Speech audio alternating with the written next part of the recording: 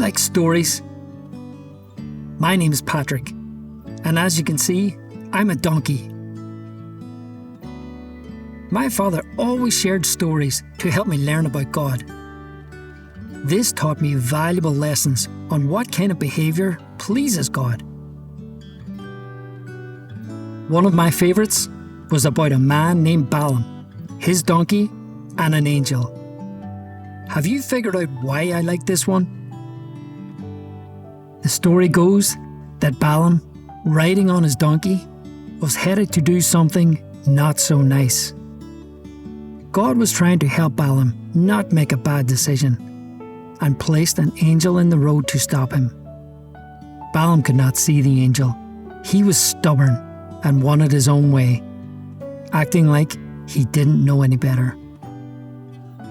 However, the gentle and obedient donkey did see the angel of the Lord standing on the road with a sword in his hand.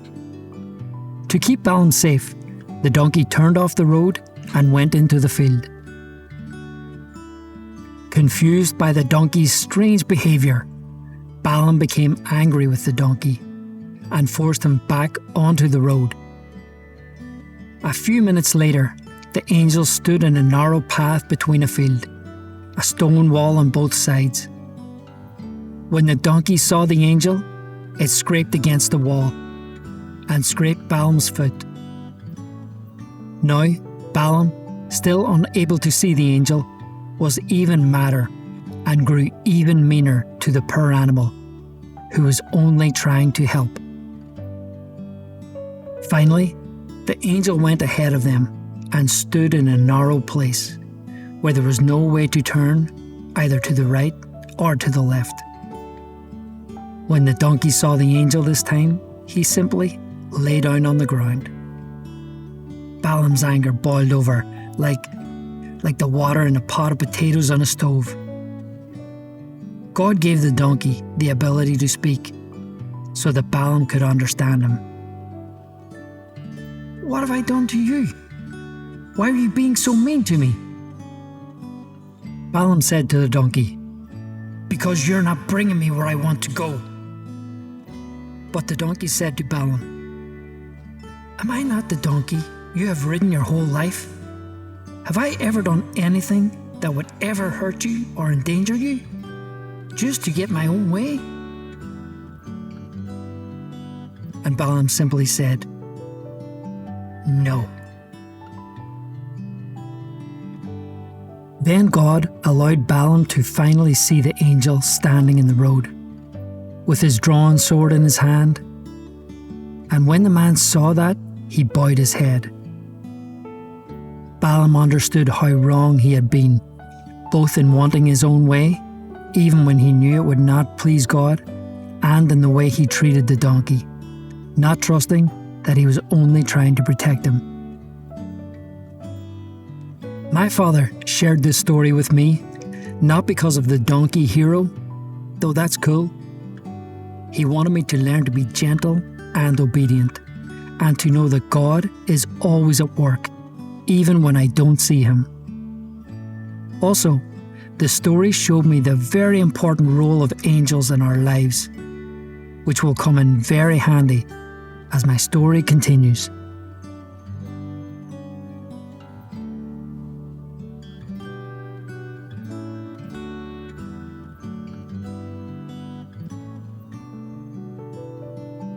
Today, my master, Joseph, a carpenter engaged to marry a young woman named Mary, has hitched a small wagon behind me for an overnight trip.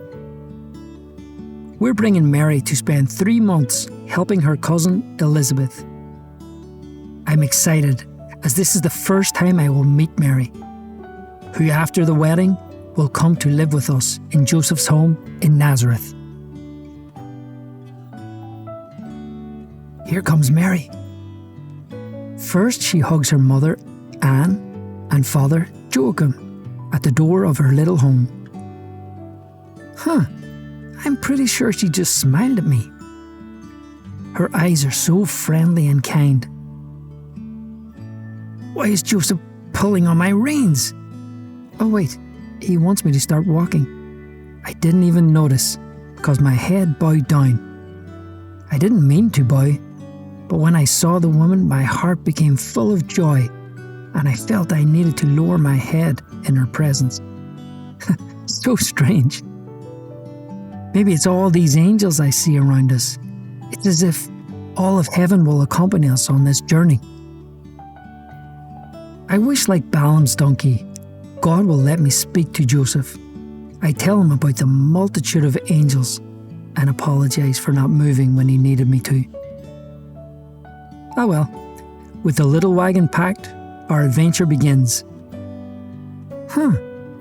Mary has chosen to walk alongside instead of riding on my back. Mary has offered food to every person she has seen without any, and packed extra blankets in case someone in our caravan is cold when we stop for the night. She smiles warmly at everyone and is incredibly patient. One of the women travelling with us has been telling the same story for what seems like hours. Yet Mary continues to hold the woman's arm, listen intently, and nod her head now and then as the story grows longer and longer. Before Joseph and I leave to return to Nazareth, Mary reaches over and gently strokes my mane. She looks deep within my eyes and whispers how happy she is to have my help carrying her things and her gifts for Zachariah, Elizabeth, and their new baby. Again, I wish she could hear me. I would tell her, "You don't need to thank me. I enjoyed every minute and will be forever her little donkey, here to pull the wagon." Even after this short time with her, I without hesitation can say that I will always do whatever she asks. It's easy to see she really cares about me and wants what's best for me. Wait, what? All but Joseph's guardian angel are staying behind with Mary? Unlike the angel Gabriel, this host of angels do not speak. Instead, they have been singing all day and night, actually, a song which begins with Sanctus, Sanctus, Sanctus, a word in Latin that means holy, holy, holy.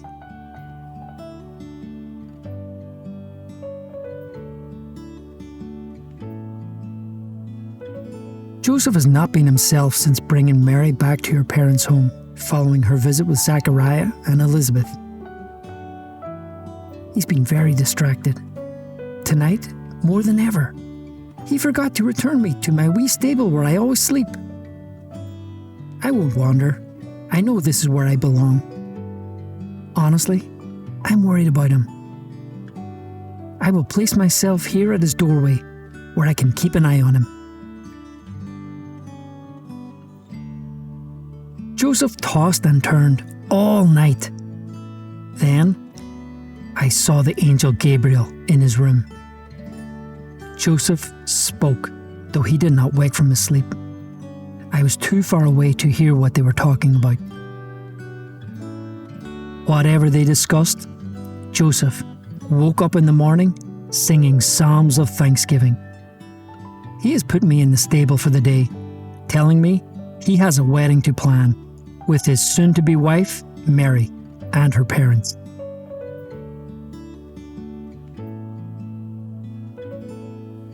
It's been a few days since Joseph woke up from that dream, ready to take Mary as his wife. This morning, Joseph brushed my coat, hitched the little wagon, and is now leading me to Mary's house. He told me they will be wed today, and we're going to fetch her and her things because after the ceremony, Mary will live with us.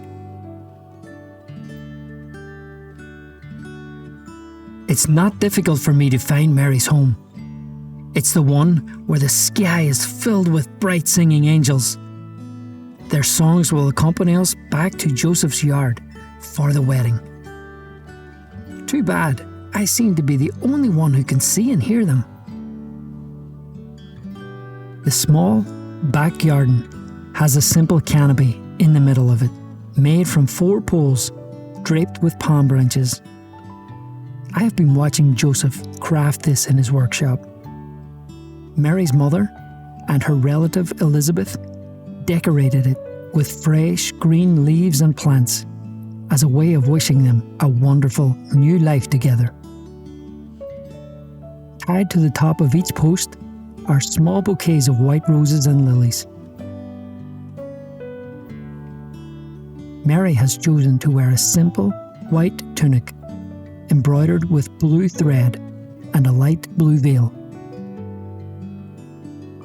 Something just bumped into me. Oh, it's the children carrying baskets of dates, figs, and pomegranates as part of the wedding ceremony.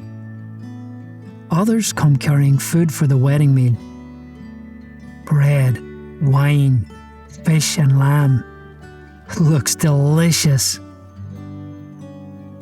Maybe Joseph will add some of the leftovers to my manger when he comes to feed me later.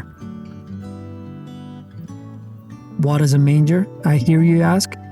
Great question. A manger is a small box animals eat from. It usually only has hay or straw in it, but I am hoping for some pieces of fig or a few dates tonight.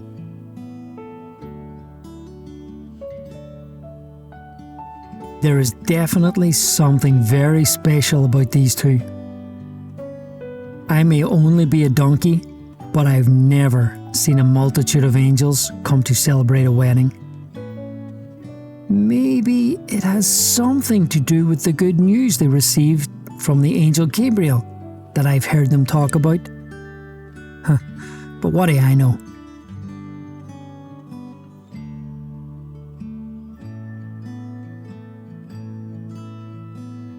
The time for the long-awaited birth of Mary's baby is finally here. But instead of preparing the house for his arrival, we are packing up the wee wagon for another trip. I heard Joseph telling Mary that they had no choice.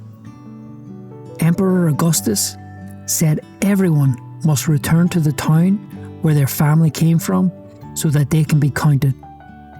Something called a census? Did you know that Joseph is from the family of King David, who was once the king of all of Israel? I guess that means if kings still ruled this land, Joseph would be king. Would that make me a royal donkey? Well, unfortunately, that is no longer the case. But instead, Joseph must travel with Mary about 90 miles to the city of Bethlehem. This journey could take 4 or more days, depending on the weather and how fast the caravan of people is able to move. The nights will be bitterly cold, but the skies will sparkle with many, many stars. However, with all the heavenly angels that follow us everywhere, I think I'll have a hard time seeing any of them. Unlike our trip to visit Elizabeth 6 months ago, this time Mary chose to ride upon my back. Joseph is very protective of her, and I'm sure insisted that she didn't walk in her condition. I feel honoured to carry such precious cargo, the lady and her precious baby. As we travel along, Joseph holds my reins, yet it is Mary that gently guides and encourages me as we move across the dusty path and steep inclines. I'm stepping as softly as I can so I don't jostle her upon my back. I hear the people walking by, surprised at how un-donkey-like my behaviour is. They are amazed at how obedient and gentle I am. Oh, but they wouldn't be so shocked if they knew who it is that I carry. The angels have told me her baby will be called Emmanuel, which means God with us. He is the Son of God, coming into the world to save the people, and open heaven to all those who choose to follow him and his ways. I'm reminded of another story my father would tell about two donkeys who met one evening and bragged about their long day's haul of grass. However, neither ever mentions the driver who had guided them. What a gift my father gave me in sharing stories that instructed me on how to be a better donkey. Mary cares for me like a mother. She teaches me and cheers me on, just like my father did with his stories and his love. Listening to Mary pray all day long, the kindness she shows to everyone, including strangers, and her amazing patience has made me a better donkey. I know without doubt that Mary is my driver. Without her, I would not know which way to turn, and I believe I could accomplish nothing. Under Mary's guidance, every day I grow in wisdom in order to better fulfill the role I believe God has given me here on earth. In my heart, I know her Son, whose name will be Jesus, will also do this, and so much more. He is the greatest gift God will ever give us.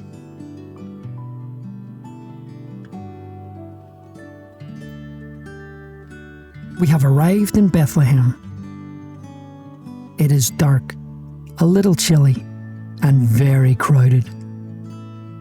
Joseph looks worried. After 3 places he has asked to stay for the night have all turned us away. Oh, Balaam's donkey was so lucky he could talk. Once again, that skill would be really useful right now. Why? Well, unlike Joseph and Mary, I can see by the calm, reassuring faces of their guardian angels, they're not concerned at all about finding a place for us to lay our weary heads. Joseph continues knocking on door after door, asking if there is a place for his family to stay. I cannot hear what they are saying, but I can see each person shaking their head and closing the door. Yet their guardian angels remain calm, trusting God will provide. Have they not seen the size of Mary's belly? That baby is coming any time now. Deep breaths, Patrick. In 2, 3. Out 2, 3. Remember what Mary said the angel told her. Nothing is impossible for God. She is so sure about it, as if she has some special knowledge to what incredible, miraculous things God can do. How can I be afraid when I look into Mary's face and notice it mirrors that of her guardian angel? Neither are rattled at all by this problem. Joseph moves us away from the crowd. He takes Mary's hands into his hands and begins to pray. It is Psalm 121. I have heard this one many times when Joseph and I were working. I will pray along with him. I know it helps Joseph, especially when he is frustrated or busy in the workshop. And maybe, just maybe, the family that prays together will also be able to find a place to stay together. I lift up my eyes toward the mountains. Whence shall help come to me? My help comes from the Lord, the maker of heaven and earth. The Lord is your guardian. The Lord is your shade at your right hand. The Lord will guard you. He will guard your life. The Lord will guard your coming and going, both now and forever. Joseph's guardian angel is pointing up ahead. Wait, what is... Oh, there's one more in. I feel like our prayers are working. I tug a little on the reins and draw Joseph's eyes toward the light. Joseph sighs in relief and smiles at Mary, then pulls my rein toward the inn. The innkeeper is smiling and pointing to his stable. Well, that's great for me, but what about these two? Oh my, that is where they're going to sleep as well. Joseph, are you sure about this? Yes, I guess he is. I can hear him reciting a prayer of thanks, and I will too. I thank you, living and eternal King, for you have mercifully restored my soul within me. Great is your faithfulness. I'll curl up right here, as near to Mary as Joseph will allow. What a day. You know what? If I were a king, she would surely be my queen and my mother.